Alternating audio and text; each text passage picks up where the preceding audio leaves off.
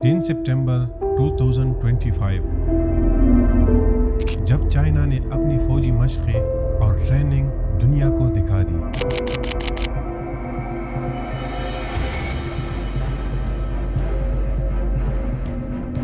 जिसमें world changing order की तरफ इशारा किया गया है, जिसकी वजह से अमेरिका और यूरोप यानी अमेरिका के इत्तेहादी शदीद गुस्सा है।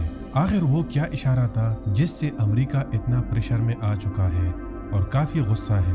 आइए इसको जान लेते हैं। आपने देखा होगा पूरी दुनिया के मीडिया चाइना के इस स्प्रेड को कवर कर रहा है।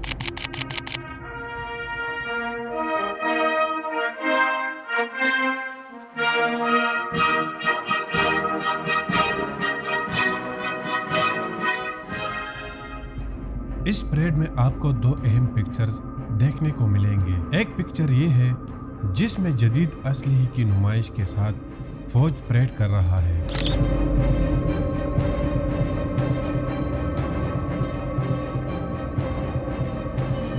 दूसरी पिक्चर में वर्ल्ड लीडर्स इकट्ठे होकर जा रहे हैं। इन दो पिक्चर से चाइना ने दुनिया को खबरदार किया, स्पेशली अमेरिका को।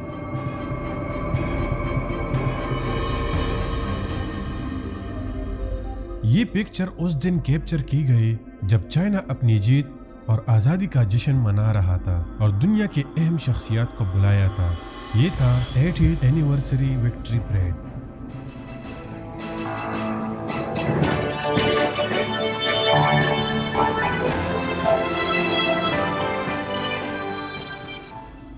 चीन ने दुनिया को जो दिखाना था तो वो उन्होंने कर दिखाया।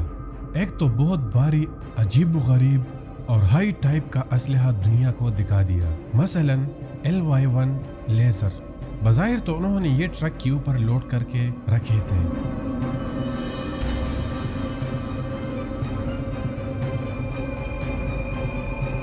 लेकिन उनके मुताबिक चीन इसको जहाज में फिट करेंगे।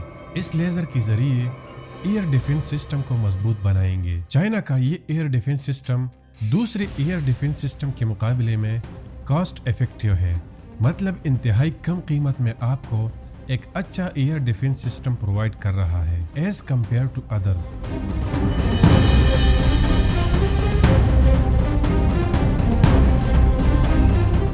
दूसरे एयर डिफेंस सिस्टम मिसाइल के जरिए आने वाली मिसाइल या रॉकेट को हवा में तबाह करके आपको सेफ्टी प्रोवाइड करते हैं, जबकि ये एयर डिफेंस सिस्टम आने वाली मिसाइल या रॉकेट को लेजर के जरिए हवा में तबाह करने की सलाहियत रखता है।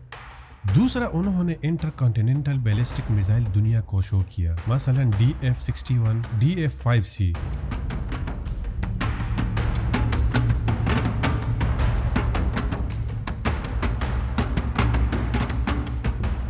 ये ऐसी मिसाइल है जिनका रेंज 12,000 किलोमीटर तक है, साथ काफी लोड भी ले जाने की सलाहियत रखता है, मतलब एटम बम को दुनिया के किसी भी कोने में ले जा सकता है। इस DF-5C में MIRV टेक्नोलॉजी है जो एक टाइम में तकरीबन 10 एटम बम ले जा सकता है और इसको 10 अलग अलग मुकामात में गिरा सकता है। इसके अलावा YJ-19 और 20B शो किए। ये एंटी शिप्स मिसाइल है। आपको पता होनी चाहिए कि USA नेवल फोर्स में काफी स्ट्रॉन्ग है और दुनिया के समंदरी रास्तों पर राज करती है, लेकिन इस बार चाइना इसको चैलेंज करके मैदान में आ चुका है।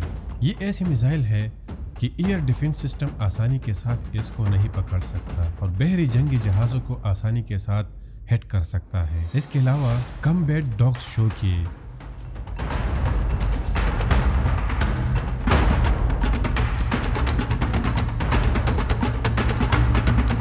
ये ऐसे रोबोट्स हैं कि ये फाइट भी कर सकते हैं और जासूसी भी, मतलब पहाड़ों के अंदर, गारों में अंदर जाकर आपके लिए रिकॉर्डिंग्स, पिक्चर्स और जासूसी कर सकते हैं। इसके अलावा आर्टिफिशियल इंटेलिजेंस और कई और वार इक्विपमेंट्स और वेपन्स दुनिया को दिखा दिए। अब इस शो के दो अहम रीजंस हैं। एक ये कि वाशिंगटन को थ्रेट दे सके कि आप हमारे खिलाफ इस खुशफहमी में ना रहना कि चाइना कमजोर है।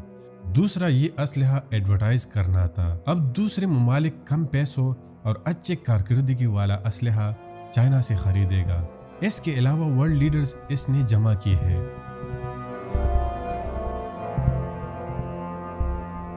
इस तस्वीर को अगर आप गौर से देखें تو یہ ہے ایران کا صدر، ساتھ کوریا کا خطرناک پریزیڈنٹ، اس کے ساتھ ہے پیوٹن، اور یہ ہے چائنا کا پریزیڈنٹ جی جنگ پنگ۔ اگر آپ کو یاد ہو تو کئی مہینے پہلے اس 5 ایشین کنٹریز کے لیے ایک سٹیٹمنٹ یوز ہوا تھا، وہ سٹیٹمنٹ تھا ایکسس آف اپ ہیول، اور دنیا میں بہت تیزی کے ساتھ یہ سٹیٹمنٹ پھیل گیا۔ مطلب اگر امریکہ کو بچانا ہے تو ان 5 ممالک کا اتحاد توڑنا ضروری ہے۔ یہ سٹیٹمنٹ جس نے دیا تھا اس کا نام رچرڈ فونٹین ہے، جو امریکہ کا ایک سیکورٹی انالسٹ ہے۔ وہ 5 ممالک یہ ہے کرینک، مطلب چائنا، رشیا، ایران اور نارتھ کوریا۔ اگر آپ نے نوٹ کیا ہوگا کہ ان 5 ممالک میں کسی ایک ملک کا دوسرے ملک کے ساتھ جنگ ہوتا ہے تو یہ ایک دوسرے کو سپورٹ کرتے ہیں۔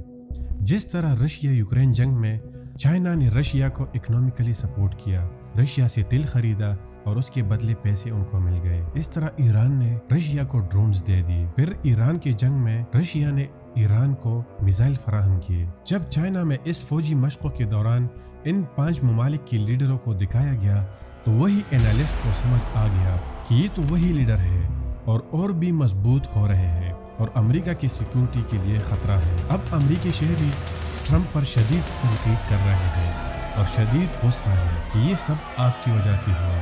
اس کے بعد ٹرمپ اور بھی غصہ ہوا اور ٹویٹر پر پوسٹ کیا ہے جس میں اس نے لکھا ہے کہ یہ کوئی پریڈ نہیں بلکہ امریکہ کے خلاف ایک سازش ہے۔ اس ٹویٹ میں ٹرمپ نے ایک سوال بھی کیا ہے کہ کیا چینی صدر نے امریکہ کے بارے میں ایک بات کی ہے جو چائنا کے ساتھ ورلڈ وار 2 میں کھڑا رہا اور چائنا کی مدد کرتا رہا اور چائنا کو انڈیپینڈنٹ بنا دیا۔ آخر وہ کون سی جنگ تھی جس میں چائنا کو وکٹری مل گئی اور یو ایس اے نے چائنا کو سپورٹ کیا؟ اگر ہم ہسٹری میں دیکھیں تو 1919 میں ان جاپانیوں نے چائنا پر قبضہ کیا تھا۔ تقریباً آدھا چائنا جاپان نے قبضہ کر لیا تھا، کیونکہ جاپان ایکسپینشنسٹ آئیڈیالوجی والے ہیں جس طرح ہٹلر تھا۔ اس ٹائم چائنا خود بھی اندرونی بغاوتوں کا شکار تھا، آپس میں لڑتے رہے اور جاپان اس کا فائدہ اٹھا کر چائنا کے علاقوں کو قبضہ کرتا رہا۔ تو چائنا میں وہ غدار، وہ سربراہ جو جاپان کو سپورٹ کرتے رہے، تو جاپان نے اس جگہ پر قبضہ کر کے اس غدار لوگوں کو اس علاقے کا سربراہ بنا دیا اور ان کی حکومت بنا دی، یعنی پپٹ گورنمنٹ۔ اس کے بعد ورلڈ وار 2 شروع ہوا۔ رشیا اور یو ایس اے نے چائنا کا ساتھ دیا اور جاپان کو شکست ہوئی۔ یو ایس اے نے اس جنگ میں جاپان کے اوپر ایٹم بم گرائے۔ یہ اس وکٹری کے 80 سال مکمل ہو گئے جو چائنا آج منا رہا ہے۔ ٹرمپ اس لیے غصہ ہے کہ آپ نے تو سب کو بلایا ہے، کیا آپ نے امریکہ کا شکریہ ادا کیا ہے یا نہیں؟ کوئی پریز ورڈز استعمال کیا یا نہیں؟ اس لیے ٹرمپ نے اپنی ٹویٹ میں یہ گلہ اور غصہ دکھا دیا ہے۔ یاد رہے، چائنا دنیا میں امریکہ کا یونیپولر راج ختم کرنا چاہتا ہے۔ اب صرف امریکہ کی مرضی نہیں چلے گی، اور ٹرمپ کو بھی اس بات کا اندازہ لگ چکا ہے کہ ٹیکسز کی پابندیاں بھی کام نہیں کر رہی، اکنامک پابندیاں بھی کام نہیں کر رہی۔ اس لیے امریکہ اپنی طاقت کا بھرپور استعمال کر رہا ہے اور اپنی طاقت کے نشے میں ملکوں کو کنٹرول کر رہا ہے۔ اس دن آپ نے دیکھا کہ وینزویلا میں ڈرگز کا بہانہ بنا کر اس کا گھیراؤ کیا، کیونکہ وہ چائنا اور رشیا کو سپورٹ کر رہا ہے اور ان کو تیل دے رہا ہے، تاکہ وینزویلا میں چائنا اور رشیا کا تعلقات ختم کر کے سارا کنٹرول یو ایس اے کے پاس چلا جائے۔ اس لیے یو ایس اے نے وہاں پر اپنے جنگی بحری بیڑے وہاں بھیج دیے اور وینزویلا کا گھیراؤ کیا ہے۔ لیکن چائنا اپنی بھرپور کوشش کر رہا ہے کہ اس ورلڈ آرڈر کو چینج کر لے، لیکن امریکہ چائنا کی اس کوشش کو روک رہا ہے۔ آخر میں آپ سے سوال یہ ہے، کیا چائنا کے لیے یہ پاسبل ہوگا کہ اس ورلڈ آرڈر کو چینج کر لے؟ اپنی رائے کا اظہار کمنٹ میں ضرور کیجیے گا، ویڈیو کو لائک اور چینل کو سبسکرائب کرنا مت بھولنا۔ والسلام۔